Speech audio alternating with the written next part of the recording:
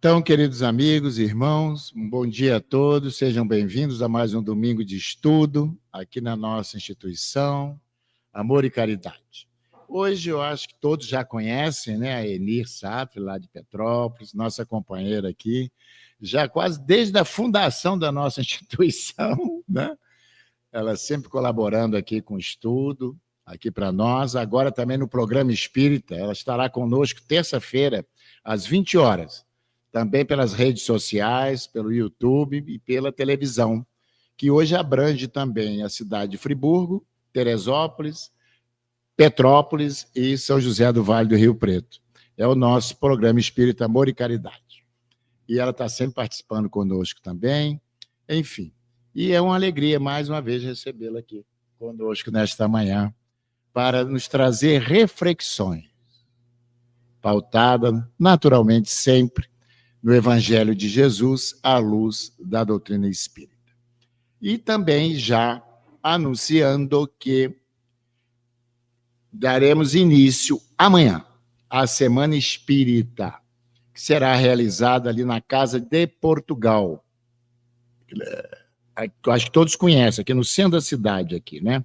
Do lado do Mercado Extra ali. Então, nós, de segunda a sábado, o horário será às 20 horas. E no domingo, que é o encerramento, né, será às 10 horas da manhã.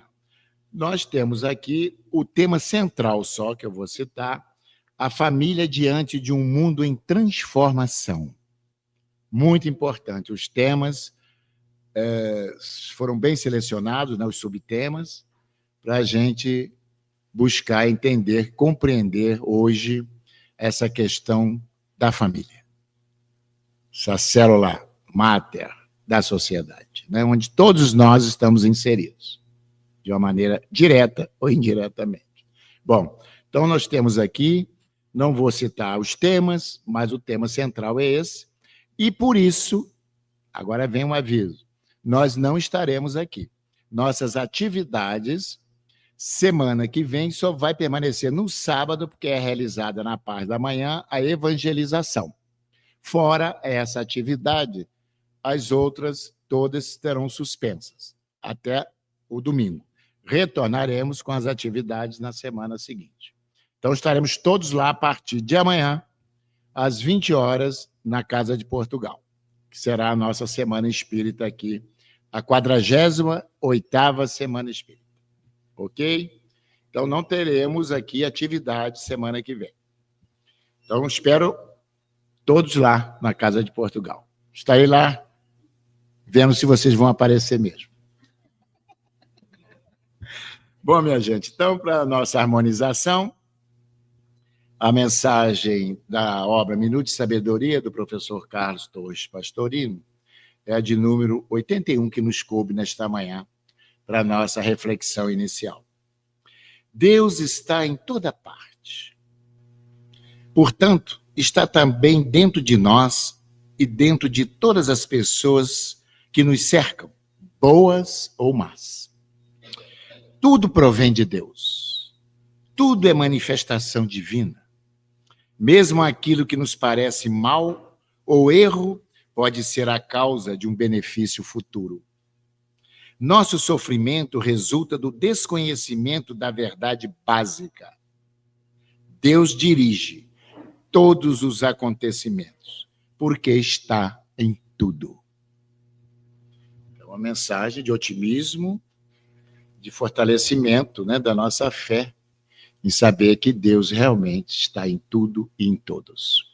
Então, que possamos fechar os nossos olhos agora, nesta manhã, em que mais uma vez aqui nos encontramos, os encarnados e desencarnados, que viemos aqui buscar o alimento imperecível do que é imortal, que somos nós, viajores da eternidade. Então, que possamos, nesta manhã, com certeza, contando com a presença desses mentores amigos, dirigentes espirituais dessa instituição, voltada ao trabalho no bem, na educação do espírito. Assim como já agradecendo a presença e a assistência espiritual desses amigos devotados de Jesus. E também ao nosso mestre querido, por nos conceder mais essa oportunidade de estudo, de aprendizado nesta manhã. E sob as bênçãos de Deus, nosso Pai, Criador, vamos dar, assim, iniciado o nosso estudo, a nossa palestra desta manhã. Que assim seja, graças a Deus. E então, irmãos e irmãs, já anunciada a Semana Espírita, então vamos passar aqui a palavra ao nosso companheiro Eni. Acho que dispensa a apresentação que eu já falei, né? Ela é fundadora aqui da nossa instituição. Então, bom.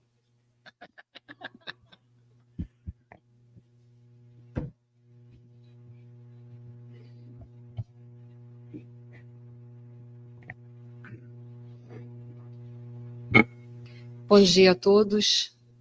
Está dando para me ouvir, todos? Tá. Bom dia não só a vocês aqui presentes, mas o pessoal que está na internet também, que a gente sabe que às vezes não tem condições mesmo de vir, né? Eu vejo hoje a internet, para nós espíritas, como um instrumento do bem.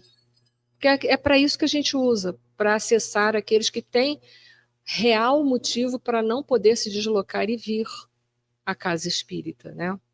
Então, usamos a internet como um instrumento do bem.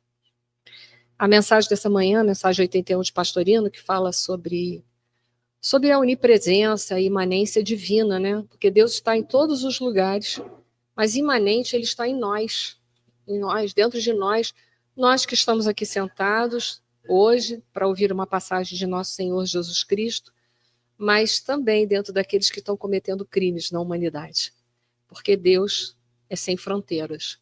Deus está presente dentro de nós, tentando nos atrair para Ele, para a lei dele. Então, Ele não poderia deixar de auxiliar ao irmão que também está na contramão das suas leis.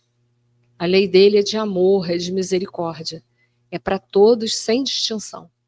Então, também está com esses irmãos, tentando atraí-los, tirá-los, de alguma maneira, do caminho do distanciamento das suas leis, que quanto mais a gente se distancia, mais sofrimentos a gente vai ter na nossa vida.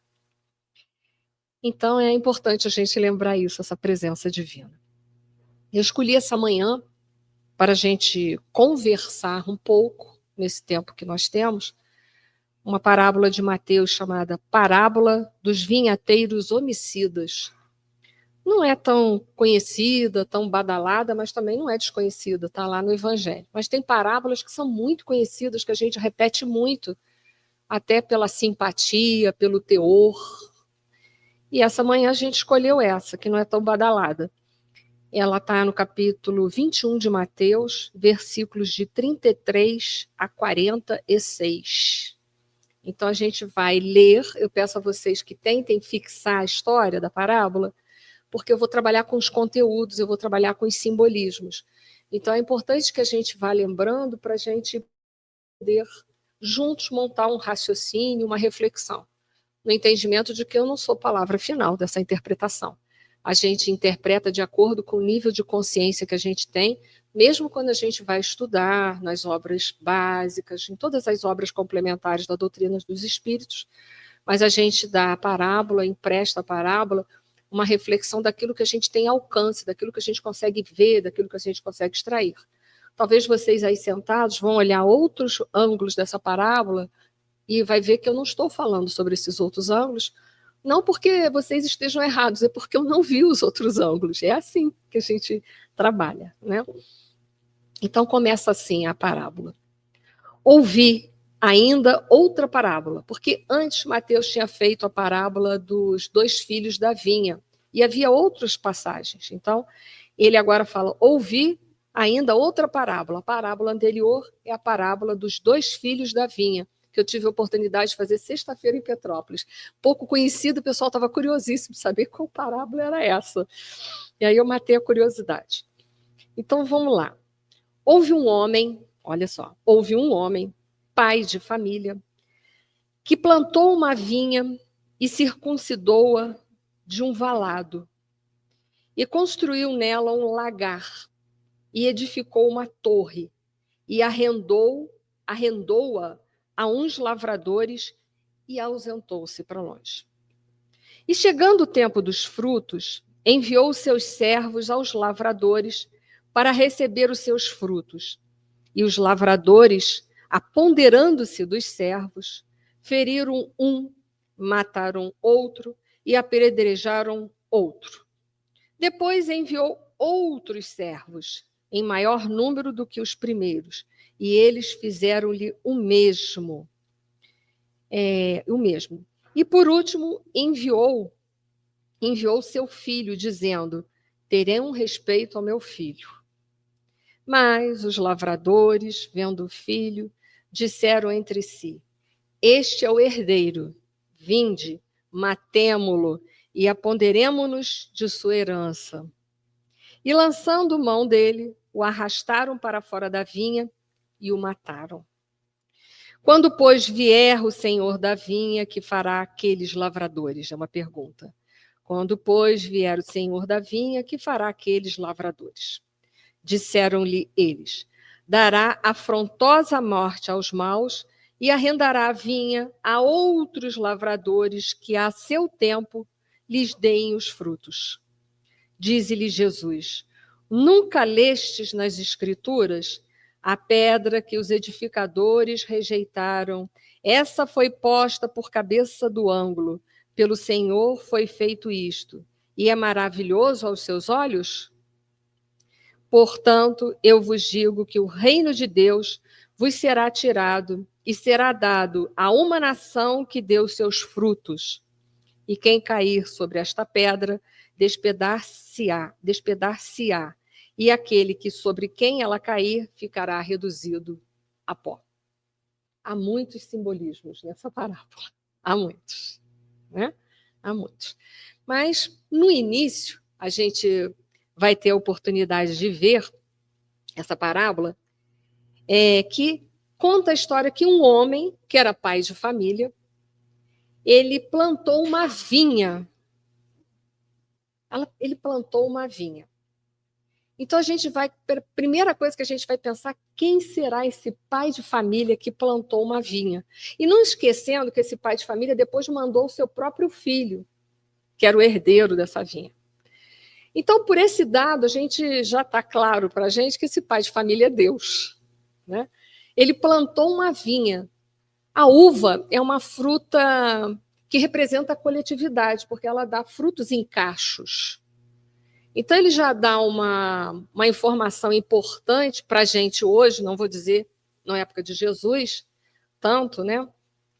Que se é a coletividade, ele está falando a vinha do Senhor, a vinha é suas leis, são suas leis. E na vinha vai trabalhar aqueles que querem servir o quê? Servir ao Senhor. Então, a vinha é uma coletividade. Com certeza, ele vai plantar as suas leis numa coletividade. E aí, essa coletividade chama-se o povo judeu, que a gente sabe, principalmente pelas obras de Emmanuel, A Caminho da Luz, O Consolador, Emmanuel por Emmanuel, que o povo judeu foi um povo escolhido para quê?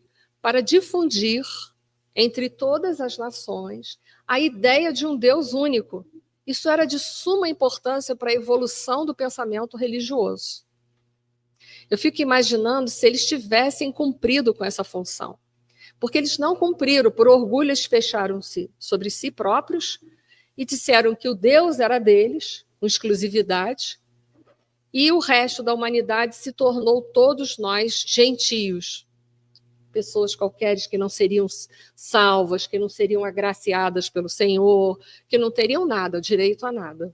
Só eles que eram o povo escolhido, segundo eles. E isso a gente sabe que se deu porque uma das características desse povo, a grande virtude deles era a fé, porém eles tinham um grave defeito. Eles eram extremamente orgulhosos. Isso Emmanuel deixa bem claro no livro A Caminho da Luz.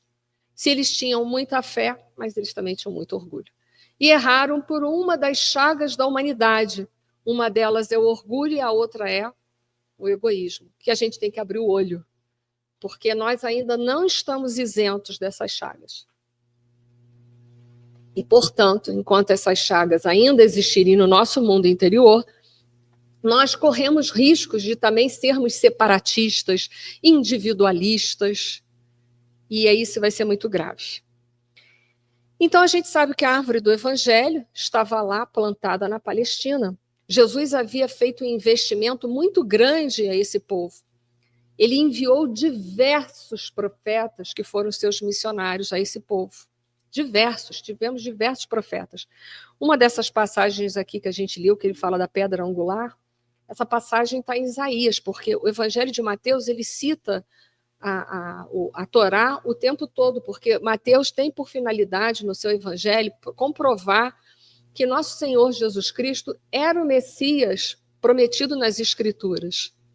Mas o povo também, por orgulho, não aceita. Aquele homem simples, filho de um carpinteiro, um homem que não tem nenhum poder, não tem nenhum cargo público, nem religioso, um homem que anda com vestimentas simples entre as pessoas simples do povo, até mesmo entre os pecadores. Esse não é o nosso Messias, não. Porque o nosso Messias ele vem numa carruagem de fogo, lançando bolas de fogo para tudo quanto é lado, ele vai ser bélico, ele vai libertar a gente da escravidão à força, à violência. Isso é a nossa forma de ver. Porque a gente ainda é regido pelo olho por olho, dente por dente, a violência. Mas, veja bem, não é assim que funciona. Não é mesmo em circunstâncias nenhuma.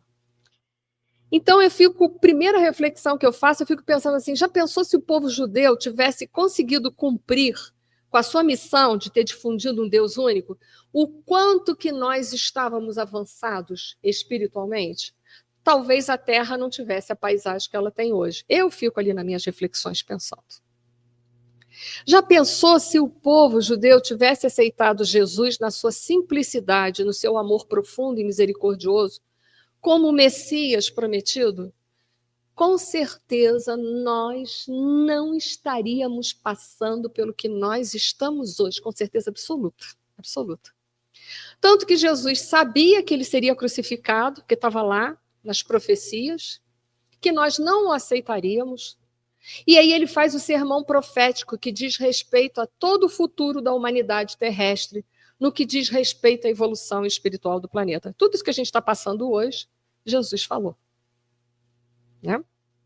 Então, imagina, eu fico pensando assim, puxa vida, se eu tivesse aceito, se a gente tivesse aceito, nós, como coletividade que somos, nós não estaríamos passando por esses conflitos, essas guerras, esses conflitos ideológicos, essa polarização. A família não estaria tão desagregada como ela está, tão desmanchada, está tão solta, não é mais a célula máter. Na grande maioria da sociedade ela não é mais. O individualismo tomou conta. Então, olha quanta coisa que hoje estaria diferente. Aí vocês vão falar mesmo, né? É para sentir culpa? Não. É para arregaçar as mangas e trabalhar, porque ainda há muitas coisas que podem ser feitas para amenizar essa situação que nós mesmos plantamos no passado. Então, não é para a gente se sentir culpado, é para a gente se sentir com vontade de trabalhar para amenizar esses efeitos que foram produzidos pelas nossas próprias escolhas ao longo das reencarnações. É para isso que é feito. O pai de família, então, ele plantou uma vinha que representa as suas leis, né? E circundou-a. Olha que interessante. O pai de família circundou, deixa eu ver se eu não pulei alguma coisa, e circundou essa vinha. Eu só quero colocar um minuto antes dessa plantação, vocês me permitem aqui? Eu vou colocar um minuto antes dessa plantação. A gente já viu que aconteceu a parábola dos 2 filhos da vinha, que muitos talvez não conheçam, mas vão lá buscar no Evangelho, ela é muito interessante, essa parábola. Mas a anterior a essa, tinha acontecido a entrada triunfal de nosso Senhor Jesus Cristo em Jerusalém, conforme as profecias de Zacarias, que o Messias iria entrar em Jerusalém montado num jumentinho. Naquele instante, o povo estava empolgado, não estava? Levaram aquelas coisas de palmeira, ramos, né? E coisa e tal. Todo mundo estava empolgado. Por que a empolgação acaba? Vocês têm noção? Por que aquela empolgação acabou? Pensem aí. Todos eles saudaram Jesus e ele entrou o quê? Humildemente, naquele burrico, né? Não fez aquele alarido, simplesmente ele só cumpriu a profecia. Ele entrou com o burrico, foi lá, devolveu o burrico e foi embora. O pessoal olhou e falou assim, peraí, esse cara é o Messias? Não é possível. Esse homem, assim, vestido, desse jeitinho, nem fez assim pra gente, nem nada, nem tchan, né? Não é não, não é não. Acabou ali, já murchou. Porque eles esperavam aqueles líderes, né, vestidos com aquela pompa, com todo aquele peito estufado, né, cheio de ostentação e orgulho. Jesus, o avesso disso tudo. Então ali já começou a esfriar. Não demorou muito para esfriar ainda mais um pouco. A gente sabe que Jesus entra no templo e tem a passagem dos vendilhões do templo. Jesus, né, figuradamente, que é uma passagem figurada, né, que ele não faz aquilo exatamente desse jeito, não é assim. Um dia a gente até conta sobre isso.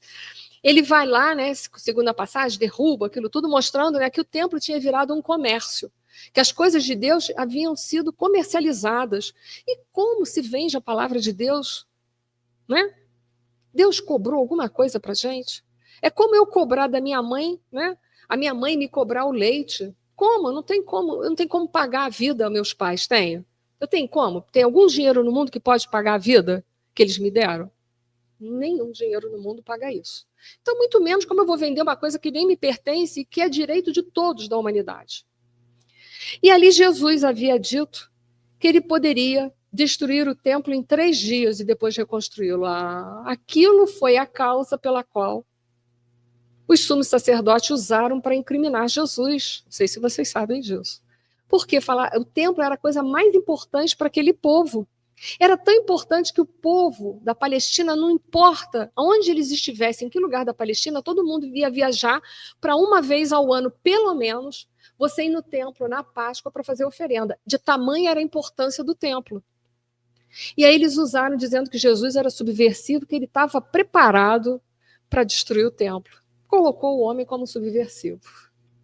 Né? Foi o motivo pela qual, porque eles não tinham argumentos para julgar nosso Senhor Jesus Cristo. Aliás, nem Pôncio Pilatos não tinha argumento para julgar Jesus. Ele tanto conversou, mas não viu nada nele de subversivo, de violento, de nada. E aí que a gente sabe pelo livro Há 2000 anos, não é isso? Eu sempre confundo um pouquinho se há 2000 anos, que há um diálogo ali, o Públio Lentulus, que é o Emmanuel, também fala, não tem nada para julgar, para colocar, para prender esse homem. Ele é um homem, uma pessoa inocente, nós vamos botar ele para ser crucificado argumentando o quê? Não, ele é inocente, não é isso que está lá? E o que ele fala? Vamos fazer o seguinte, vamos oferecer um bandido que incomoda muito a sociedade, que está na cara que eles vão preferir soltar Jesus do que o bandido. Mas nós e a nossa acomodação, né? Assim, a gente prefere o mal conhecido, né? Assim. E aí a gente olhou assim, que isso? Já falaram que ele podia derrubar o nosso templo? Vamos fazer o seguinte, vamos levantar a mão e vamos dizer Barrabás. E aí a gente acabou de fazer a besteira que já vinha fazendo, a gente acabou, foi ali. Né? Levantou a mão e falou Barrabás. A besteira estava consumada, infelizmente. E há 2000 anos a gente está na tentativa de tentar consertar as nossas escolhas equivocadas. Então hoje ainda dá tempo para a gente consertar as escolhas equivocadas? Dá. Dá muito tempo ainda. Então, vamos lá. Eu só fiz esse 2 minutos antes para a gente lembrar, né, de todo o contexto, por que Jesus está contando essa parábola aí, que ele não está dando ponto sem nó. Jesus nunca deu ponto sem nó. Então, a gente já sabe quem é o Senhor da vinha, em que lugar que ele plantou a sua vinha. Mas tem uma particularidade nessa passagem, olha só, que não é por um acaso. O pai de família que plantou uma vinha e circundou-a com valado. Fez uma vala ao redor. Uma vala para que ninguém o quê? Ultrapassasse aqueles limites. Uma vala era construída ao redor de um castelo, na época medieval, vamos lembrar, era para quê? Para proteger a fortificação, o castelo? Era para proteger o forte? Era, porque você construindo uma vala, você precisa de uma ponte para passar por essa vala.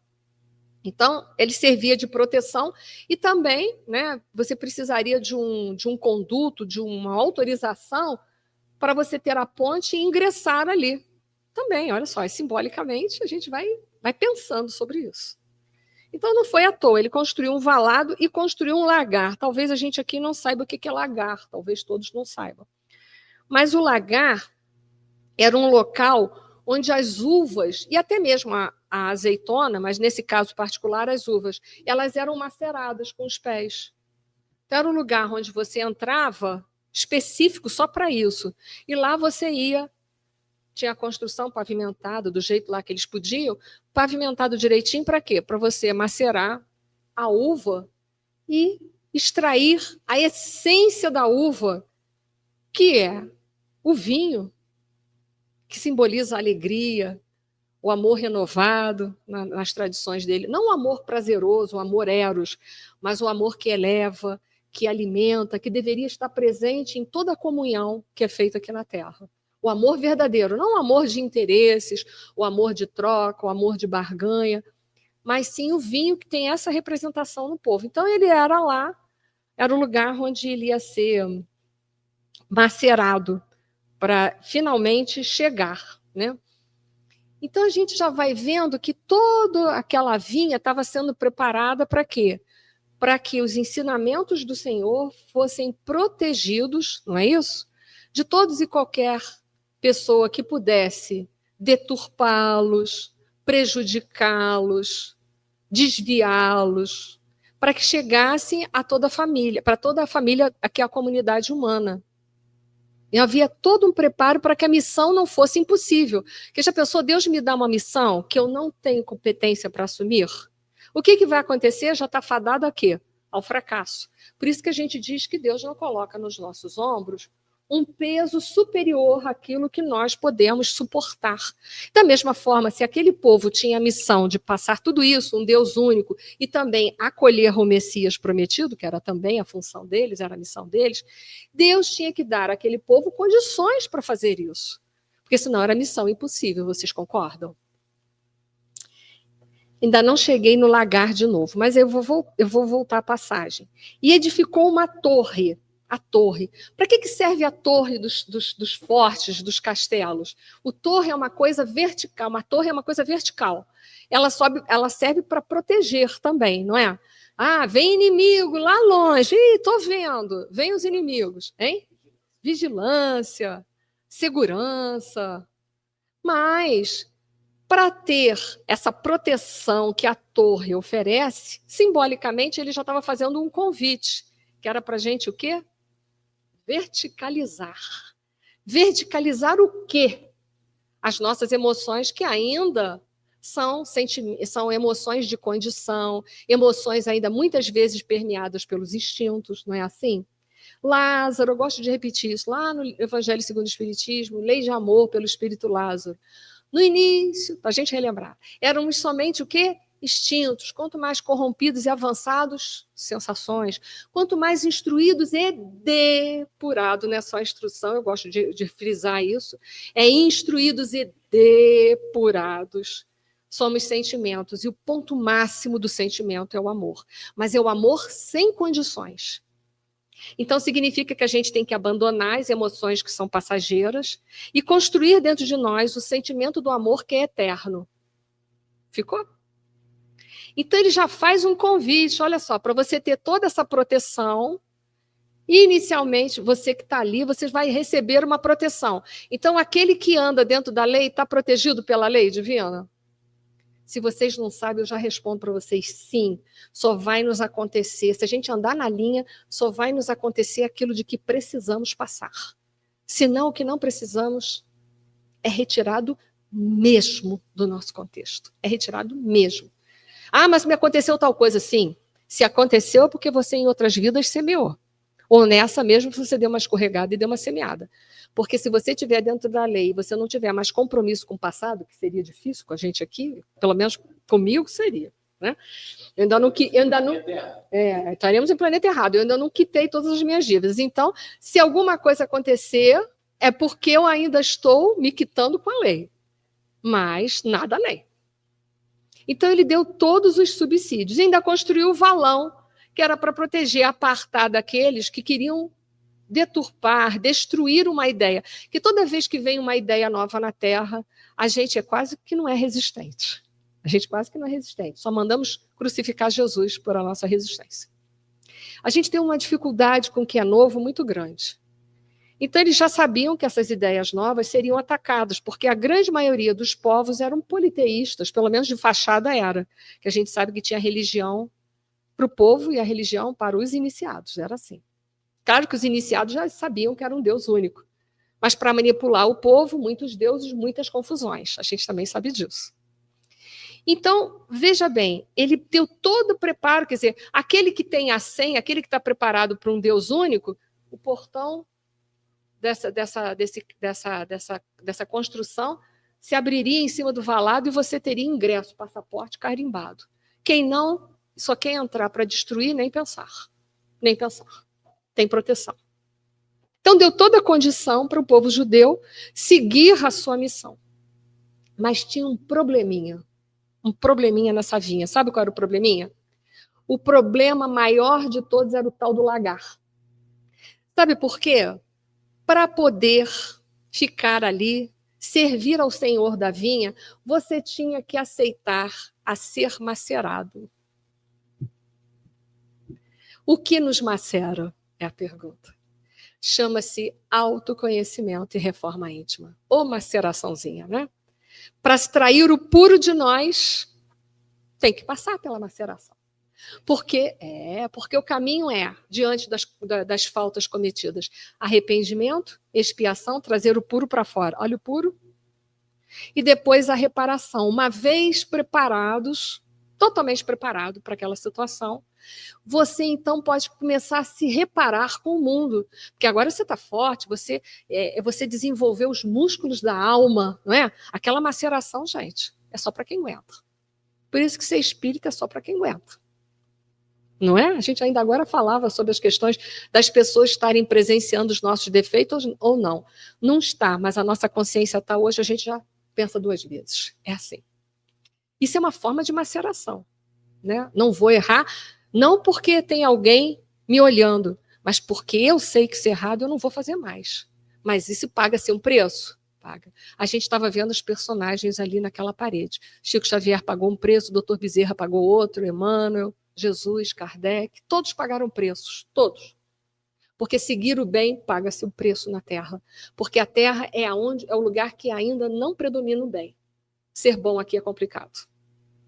Ser bom aqui é complicado em muitos sentidos. Então, você tinha a condição de que você tinha que, para servir integralmente, você tinha que ser macerado, passado por esse processo expiatório de purificação para você poder se reparar. Isso é servir. Reparar, né, devolver à vida aquilo que um dia você tirou. Então, você tinha que estar preparado na vinha do Senhor, só ingressa quem está a fim de servir. E ponto final. Que foi o que Jesus veio fazer, servir. Mas nem todo mundo estava muito afim de passar pelo lagar. Mas nem todo mundo também estava afim de servir também. E aí que vai começar a confusão. Jesus vai dizer sobre essa confusão que estava acontecendo. Vamos lá. Chegando o tempo dos frutos, né, os frutos seria a gente já ter se modificado pelo quê?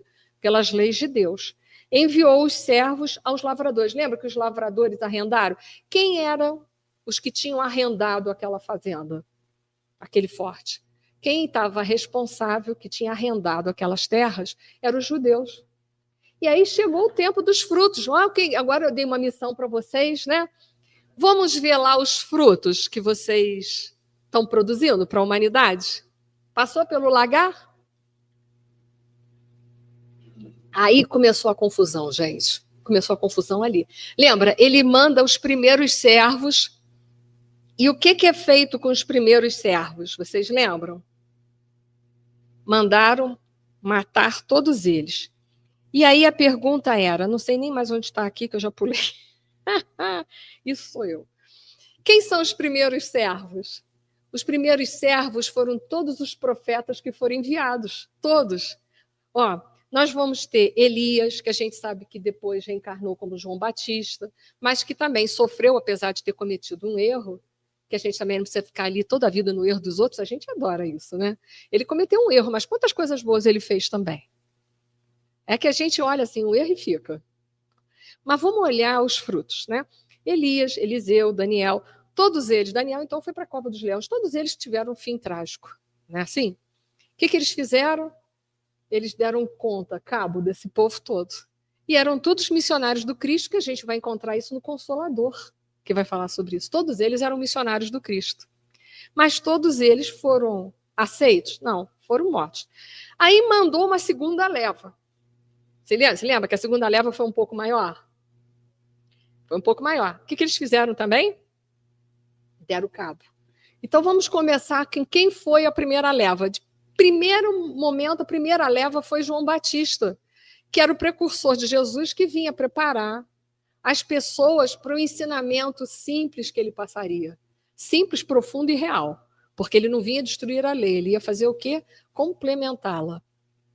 Mas o que acontecia? Por isso que era bom ler a parábola anterior, que era dos 2 filhos. E um dia eu prometo contar isso aqui para vocês.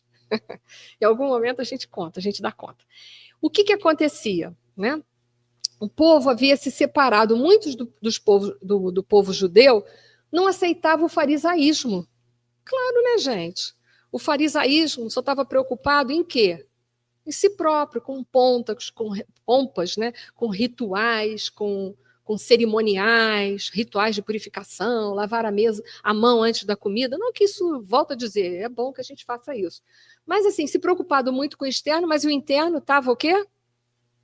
Fora. As leis de Deus mesmo, que eram boas, que deveriam ter sido praticadas, estavam à beira do caminho, literalmente. Né? E aí o que acontece?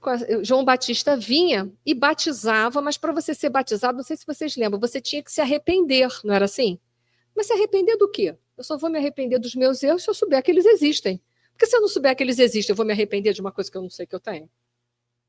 Então a proposta já era, olha para dentro de você, meu amigo.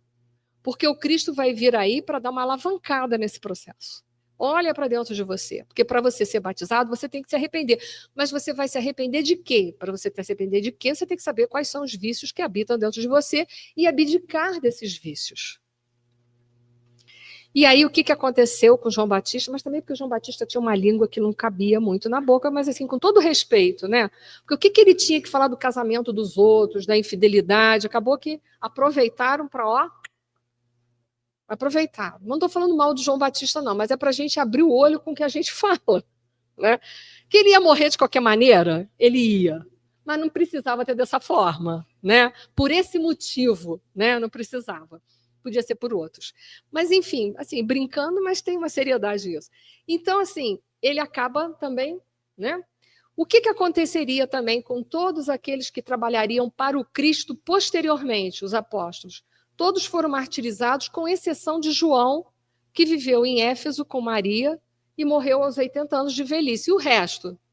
Todos foram martirizados. Foi o martírio da velhice. Né? Vai experimentando a velhice, as dificuldades funcionais, né? Até que ela te leva. Que não é fácil, não. Ficar velha é só para os fortes, viu? Falo por experiência de início, né? Mas vamos lá. Então, todos foram martirizados. Mas depois, o dono da vinha, que era o pai de família, manda quem? O seu próprio filho, o herdeiro. Que foi quem, gente? Agora tá fácil. Foi Jesus, só sobrou ele. Né? Mandou Jesus e também, a gente sabe por quais motivos, também crucificaram ele a Deus, fizeram a mesma coisa. Mas a parábola, tudo bem, falou tudo isso, foi tudo que nós fizemos mesmo. Olha Jesus já profetizando a sua própria morte. Né? Ele profetiza verbalmente e literalmente em muitas passagens, mas aqui ele vai profetizando simbolicamente. Olha, não vai ter jeito, não. Eu vou para a cruz de qualquer maneira, que está escrito nas profecias. Vai estar escrito. Né? Mas aí depois ele fala que o filho foi sacrificado, lançaram mão dele, arrastaram para fora da vinha e o mataram. Né? Quando, pois, vier o Senhor da vinha, que fará aqueles lavradores? Então Deus vai se vingar de todo mundo que fez as coisas erradas? É isso que a gente precisa parar para pensar. Deus se vinga da gente? A vingança do humano. A vingança é do humano. O que vai acontecer com aqueles lavradores dali para frente é muito simples, é lei de ação e de reação. Se você plantou espinhos, meu amigo, não fica esperando, não, que você vai colher maçã, laranja, banana, que não vai ser isso que você vai colher. Você fica entregue à lei de ação e reação. E pior ainda, muito será cobrado a quem muito foi dado. Muito foi dado àquele povo. Imaginou? A conta não era mole. Não era mole. O que viria dali para frente seria algo difícil para eles, né?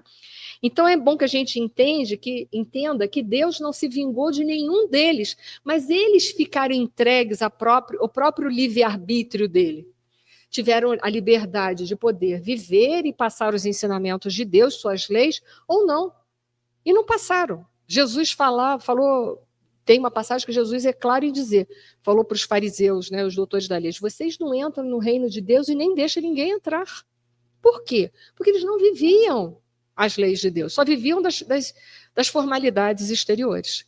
Então Jesus é bem claro com eles em algum momento, né? Vocês não entram nem deixam ninguém entrar. E assim eles ficaram entregues. Mas tem uma passagem aqui que é muito curiosa, né? Que Jesus, no meio dessa parábola, lá no finalzinho, ele vai falar assim, já no final, diz-lhe Jesus, nunca leste nas Escrituras a pedra que os edificadores rejeitaram, essa foi posta por cabeça de ângulo. Pelo Senhor foi feito isto, e é maravilhoso aos nossos olhos? Que pedra de ângulo é essa, gente? Que pedra de ângulo? Eu não sei aqui se tem construtores, tem engenheiros civis aqui. Eu não sou boa para falar nesse assunto, né? Mas as pedras de ângulos é onde uma parede e outra elas se encontram. Elas precisam ter estruturas para que você não perca. Você faz sustentação, né? Se elas não tiverem bem feitas, né? O que vai acontecer com uma construção? Ela vai desabar. Tem até aquelas construções em arco também que se fazia antigamente. A pedra do centro era a pedra de ângulo que sustentava todas as outras que estavam na lateral. Então, elas vão dar sustentação às suas obras. Quem era essa pedra de ângulo? Essa pedra de ângulo era Jesus, que vinha fazer a sustentação e a ligação entre duas grandes revelações, entre a primeira e ele, que era a segunda, porque ele disse, eu não vim destruir as leis, eu vim fazer com que elas fossem complementadas. E, no entanto, né, ele estava lá, a missão dele ele cumpriu como pedra de ângulo. Isso estava nas Escrituras, deixa eu ver se eu acho aqui qual era o capítulo, eu não sei exatamente, mas acho que é uma passagem de Isaías, se eu não me engano. Não sei se eu botei isso aqui em algum momento. Mas ele vai, né? O Mateus repete de novo, e Jesus também, ele vai, né? Fala naquela passagem ali, que essa pedra de ângulo é ele, é uma pedra com bases, com alicerces, o quê? Fortes, né? Jesus é um elemento de união entre duas grandes revelações. E Jesus é o símbolo de liderança. Tanto é um símbolo de liderança para a gente, Jesus não teve nenhum poder mundano, mas Jesus tinha autoridade, que é algo que não é dado por ninguém, a conquista pessoal. Valores que a traço ferrugem não corrompe, que a gente foi aceitando ao longo da vida, começou lá, ó, na maceração, para chegar a um espírito Cristo como nosso Senhor Jesus Cristo. Muito obrigada. Então, Jesus, obrigada. Ele tinha autoridade, tanto é que ele nos foi ofertado na codificação como modelo e guia. Então, ele é uma liderança para a gente. E ele é indispensável para que tudo isso transcorra na paz. Deixa eu ver ainda quantos minutos me faltam. Mas eu também estou nos finais, já estou terminando a passagem. Deixa eu só ver onde que eu me coloquei aqui. E o Senhor da vinha fará aqueles lavradores. A gente já viu que ele não vai vingar ninguém. Deixa eu ver se eu esqueci de passar alguma informação importante para vocês. Bom, aí, o que acontece? A árvore do evangelho tinha sido plantada na Palestina, não tinha? Os judeus cumpriram com as suas missões? Não cumpriram. Não cumpriram com as suas missões. E aí essa passagem, essa parábola, deixa bem claro que depois a vinha do Senhor seria levada para outra nação. Essa passagem está dizendo isso. Não sou eu que estou dizendo. Vocês querem que eu leia de novo? Eu posso voltar e ler. Querem? Vou ler de novo, então. 17, onde eu estava. Olha aqui, no finalzinho, olha. Quando ele fala da pedra de ângulo, ele fala, portanto, eu vos digo que o reino de Deus vos será tirado, não que eles vão tirar a possibilidade dos judeus a entrada no reino dos céus, ou no reino de Deus, que é a mesma coisa. Não é isso, não. É que pela lei de ação e reação, eles seriam retardatários, ficariam mais na retaguarda, em função disso, da próprio mau uso, né? e será dado a uma nação que deem os seus frutos. Será dado a uma nação, Jesus promete. Ou seja, a árvore do evangelho dele, que ele, por milênios, ele cultivou no solo judeu, na Palestina, cujo aquele povo tinha uma missão de passar para toda a humanidade, mas como ele já sabia que esse povo não ia cumprir com a sua missão, e não cumpriu, de fato, essa árvore ia ser levada para uma outra nação. Qual será essa outra nação? Alguém faz ideia aqui? Brasil, coração do mundo, pátria do evangelho, livro de Humberto de Campos, que a gente falava também que o Chico Xavier sofreu um processo por usar o nome de Humberto de Campos, a família queria direitos autorais. E a gente até ainda riu, que foi ótima a decisão do juiz, que ele disse, eu não posso dar direitos autorais a defunto, já morreu. Acabou. E Chico Xavier acabou. Né? Acabou ali o processo, acabou tudo. Né? O juiz foi de uma sensatez muito grande, ajudou muito ao Chico Xavier, pelo menos. Né? Essa a gente tem a notícia que a árvore do Evangelho de Nosso Senhor Jesus Cristo, esse livro fala, ela foi plantada no Brasil. E aí vocês já devem estar assim, que nem eu tive primeiramente quando eu li essa notícia. Eu falei assim, não é possível. Né? Com sinceridade, o povo. O povo. Hã? É sério isso, né? Mas assim, eu custei assimilar. Um povo cuja nação é muito corrupta, porque já começa com a colonização que Jesus disse que iria trazer toda a escória da Europa para cá. Eu botei a mão na cabeça e falei assim, como assim? Traz a escória toda a Europa para cá e diz que a gente vai ter que dar conta dessa árvore, botar adubo, fazer dar flores e frutos. Que história é essa? Eu fiquei pensando. Mas é um lugar propício. É um lugar propício. Né? É um lugar propício para o evangelho se difundir e ser vivido. Porque mais gente com comprometimento kármico não poderia estar junto. Não poderia ter tanta gente junto assim, que aqui tem, né? Todo mundo comprometido com a história da Europa. Eu morro de rir quando alguém me fala que fez regressão de vida passada e enche o peito e fala assim, eu vim da Europa. Eu falei assim, eu também. Porque o Brasil é novo, tem 500 e poucos anos, é claro que eu vim. Da onde que eu poderia vir? Jesus não nos deixou órfãos. Deus plantou o Consolador prometido. Isso, porque... Isso, olha aí, né? Ainda trouxe de quebra, boa lembrança, o Consolador prometido, que nasceria na França, mas que também, a gente sabe que ali a árvore dele não deu frutos nenhum, e trouxe para o Brasil para dar frutos. Né? E vou dizer como aqui é difundido os ensinamentos de Jesus. Não é muita coisa, porque não somos só nós espíritas, são os católicos, são os evangélicos. Né? Então, veja bem, aqui se fala muito de Jesus. Jesus ele veio para confortar os que estão fora do caminho, principalmente, para tentar rebanhar as ovelhinhas que ficaram lá perdidas, as ovelhinhas negras, né, que ficaram todas perdidinhas, vir para o rebanho dele. Lugar fértil para isso é aqui, se a gente for pensar. Mas é claro que só vai ser coração do mundo e pátria do evangelho se nós agora não deixarmos o nosso coração pender para o orgulho e para o egoísmo. Se nós não nos permitirmos isso. Senão ele vai ter que pegar a arvorezinha dele de novo e ver para onde que ele vai levar. Mas acho que vai ser aqui mesmo. Mas, enfim, vamos torcer para que a gente... Não porque eu tenho que difundir a doutrina dos espíritos também, mas a gente tem que, essencialmente, fazer o que com ela? Viver, que é o lagar. Lembra do lagar? Agora todo mundo vai lembrar o que é lagar. Agora isso já se tornou pop. Né? Todo mundo vai lembrar que o lagar é o lugar onde a gente macera as uvas, nesse caso aqui era as uvas, mas também a azeitona para fazer o azeite, que é a parte nobre, no final das contas. A gente tem o símbolo da uva no Livro dos Espíritos? O licor é a alma. Né? Ali cada coisa tem um simbolismo. Vamos lá ler os prolegômenos. É a parreira, a frutinha. Né? A sua árvorezinha já estava ali dizendo, quem seguir vai ter que dar conta da árvore de nosso Senhor Jesus Cristo. E a pergunta que eu quero fazer agora, essa manhã, antes de eu ir embora, eu já fiz para mim, tá? Não se preocupem com relação a isso, que me dá mais agonias danada. Eu, quando estudo isso aqui, vocês acham que eu não boto a minha barba de molho? E muito. Eu sempre falo, a gente fala em público porque a gente precisa repetir muito para ver se aprende. Não é por virtude, é para tentar sair, desempacar a questão. Eu pergunto a vocês, nós estamos nos preparando para ser os lavradores, que vamos cuidar desse fruto, dessa árvore, fazer com que ela dê flores e frutos? A gente não é para vocês me responderem isso, porque eu também não vou responder o que eu pensei. Então, assim, é para a gente se preparar. Eu estou me preparando?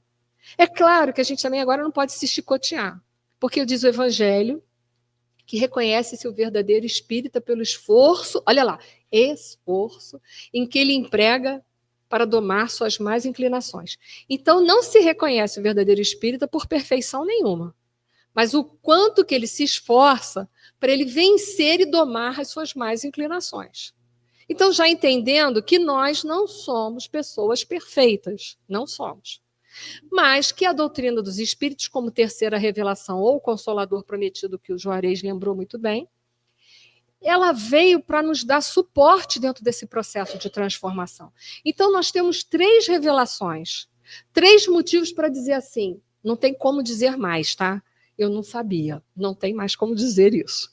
É melhor falar assim, eu sabia sim, mas eu fiz errado. Melhor, de uma vez, confessar. Não vai ter jeito isso. Chega e confessa. É melhor, vai ter atenuantes. Porque falar assim, não, mas ia fazer aquela cara de cínico, não, mas eu não sabia. Como sabia? Tem 3 revelações, meu filho, quantas vezes você reencarnou? O que mais você precisava para saber? Não é possível. E agora, então, com a globalização, que tem um lado positivo, mas tem um lado negativo, mas, enfim, o positivo é que a gente tem conhecimento de tudo. Então, não tem como alegar ignorância. A gente pode alegar muitas coisas, mas ignorância não vai poder. E muito será cobrado, a quem muito foi dado. Então, essa manhã a gente tem aí uma série de reflexões. Deixa eu ver se eu esqueci de falar alguma coisa, que nessa confusão eu vou e volto, eu acabo perdendo um monte de slide, né? Essa parábola, ela vem fazer uma crítica ao sistema religioso. Ao sistema religioso só dos judeus? Não. Ao sistema religioso, a todo o sistema religioso que, ao invés de difundir e tentar vivenciar aquilo que está difundindo, tentar vivenciar de verdade, não faz nada disso. Nem difunde e nem vive. Ou seja, nem entra no reino dos céus e nem permite que ninguém entre no reino dos céus. Que é isso que significa. Não difundir é não permitir a entrada e não vivenciar é não permitir a entrada. Então, é isso que nós temos que entender, que cada um de nós aqui, porque a gente não tem representante na nossa religião, não existe isso, a gente não tem um chefe, a gente não tem nada disso. Cada um de nós é um representante individual dentro da sociedade. Por isso que a gente recebe os ensinamentos de igual maneira, a gente divide entre a gente. Aqui não tem nada secreto. Aqui tudo é difundido, vai para a internet, vai para o outro, vai para o vizinho, vai para quem quiser. Na internet, então, quando chega, vai para espíritas e não espíritas. Já pensaram nisso? Que coisa boa? Que muita gente que não é espírita não teria, talvez, coragem de entrar num templo espírita. Não é por isso que vocês estão fazendo na Casa de Portugal? Né? A Semana Espírita, porque lá o cara fala assim, ai, tem uma curiosidade de saber o que aquele povo espírita faz. E aí entra lá e começa a conhecer um monte de coisa. Gente, mas isso que eles fazem é um negócio... Isso não é negócio do tinhoso nem pé rachado, não. O pessoal dizia, mas não é. Né? E aí começa o quê? A conhecer outras coisas também. Se vai se tornar espírito ou não, isso não é problema nosso. A gente aqui é como não faz proselitismo, né? A gente não quer fazer adeptos. As pessoas escolhem o que elas querem fazer. Mas se elas já ficarem com Jesus e seguir, tá bom? Já cumprimos a nossa missão. Já cumprimos, que é isso que tem que ser. É isso que tem que ser. Se elas vão acreditar em reencarnação, comunicabilidade dos espíritos, isso propriamente não salva a alma delas. Mas o ensinamento de Cristo salva qualquer alma. Tanto que Mahatma Gandhi disse que certa vez que se o Sermão da Montanha sobrevivesse à destruição de todas as outras obras da humanidade religiosas que existissem, mas se ficasse só ficasse ele, a humanidade estava salva. Então, entenda. E o Sermão da Montanha é um pequeno trecho de tudo que Jesus deixou para a gente, que é muito rico. Ali tem muitas coisas, é verdade. Mas não é tudo que Jesus disse. Então, veja, a gente não tem que se preocupar em fazer adeptos. A gente tem que se preocupar hoje, na sociedade, que era o que a gente falava, é de ser correto quando está sendo olhado e quando não está sendo olhado. Não importa. Não importa se eu estou sendo observada por uma pessoa ou não. A minha consciência, que já está mais desperta, que tem que ditar. Se para lá o caminho é errado, não tem justificativa, é errado, acabou. Não tem que fazer. Se a violência é errada, eu não tenho que fazer. Se a polarização é errada, eu não tenho que alimentar. Isso eu preciso pensar na sociedade. Porque o nosso modelo e guia é nosso Senhor Jesus Cristo. É ponto final. É um espírito crístico, não é um ídolo de pés de barro que a gente elegeu e que erra tanto quanto nós e que amanhã pode cair de boca no chão, como a gente também pode cair. Jesus é um espírito crístico. Acabou, ponto final. Está na Revista Espírita. Acabou e é ponto final. Está nas obras complementares de Chico Xavier. Acabou e ponto final. Ele, os pezinhos nunca vão quebrar, porque ele não é um ídolo de pés de barro. Agora, seguir a Jesus é o preço que aqueles homens ali pagaram quando serviram a Jesus. É um preço alto na sociedade. Não pense vocês que a gente não vai sofrer a maceração no lagar. Vai ter que aceitar sofrer. Não é muito fácil. Mas também não é missão impossível para nenhum de nós. Porque os apóstolos do Senhor, depois também, mostraram que era possível viver a sua doutrina. Mesmo Pedro, com todo respeito a Pedro, que negou Cristo 3 vezes, seguiu, viveu e morreu pelo Cristo e ainda disse, crucificado, eu não mereço morrer como Jesus morreu. Já que então a sentença é crucificação, por favor, me crucifiquem de cabeça para baixo, porque morrer como mestre eu não posso. Eu não estou nos pés dele. Então, todos eles pagaram e mostraram que era possível viver a mensagem de nosso Senhor Jesus Cristo. Nós só não vamos viver se nós não quisermos. Se não quisermos. Não tem meias verdades. Essa é a verdade. Né? Então, muito obrigada pela paciência até o momento.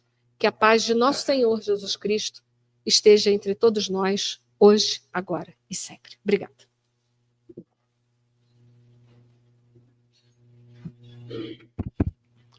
Queridos irmãos, o material foi entregue, não é? E Jesus espera que venhamos realmente a trabalhar na vinha dele.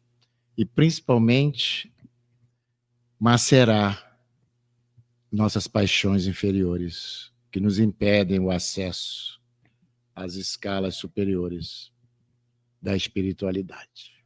Como ela citou várias vezes, o egoísmo, o orgulho, a vaidade, esses sentimentos inferiores precisam ser macerados, trabalhados, burilados, transformados. Mas isso é feito aqui. Não vamos esperar. É feito aqui, agora. Há tempo. Há tempo. Sempre tempo. Aliás, eu vi uma palestra ontem do Arthur Valadares, excelente, sobre os trabalhadores da última hora. Não adianta falar da boca para fora, não. Olha a palavra, trabalhador. Será que estamos realmente trabalhando na seara de Jesus? E principalmente o convite, conforme isso aí, essa parábola é uma parábola profética. Tudo veio a ocorrer, está acontecendo agora, no presente. É uma reflexão para todos nós. Muito boa lembrança.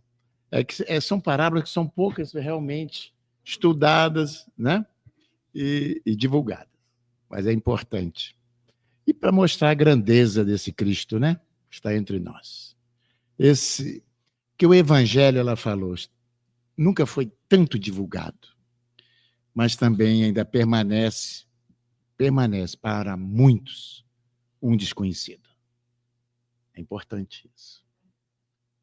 Permanece um desconhecido, não obstante a sua divulgação. Porque nós pegamos o periférico e esquecemos de aprofundar a essência. E a doutrina espírita é justamente isso, o Consolador prometido. Resgata a essência do cristianismo puro, exemplificado por Jesus. E é por isso que estamos aqui hoje, estudando, aprendendo e fortalecendo a nossa fé, para termos coragem, realmente, de iniciarmos esse trabalho de maceração de nossas paixões. Então, agradecendo a Jesus, a inspiração da nossa amiga, trazendo essas reflexões para todos nós, que afinal nos dizemos seguidores do Cristo. E assim, vamos agora passar a nossa segunda parte, momento do paz, de continuarmos essa sintonia com essa espiritualidade superior, com esses amigos aqui, nossos irmãos superiores. Sim, que estão aqui para nos ajudar, nos auxiliar, irradiando este amor, envolvendo-nos todo nessa atmosfera acolhedora desta casa espiritual, junto aos nossos protetores amigos, aqui presentes, e naturalmente felizes por termos escolhido nesta manhã a melhor parte. Assim que abramos nossos corações, permaneçamos em prece, fortalecendo esta comunhão com Ele, com Cristo Amor, e com todos esses amigos espirituais e os companheiros que agora irão doar de suas energias, de seus fluidos vitais, e assim possamos absorvê-los para o fortalecimento dos nossos corpos sutis. E assim, igualmente, nos apaziguando, nos asserenando, para recebermos essas energias divinas neste momento. Então, vamos dar início à aplicação do paz nesta manhã. Que assim seja. Graças a Deus.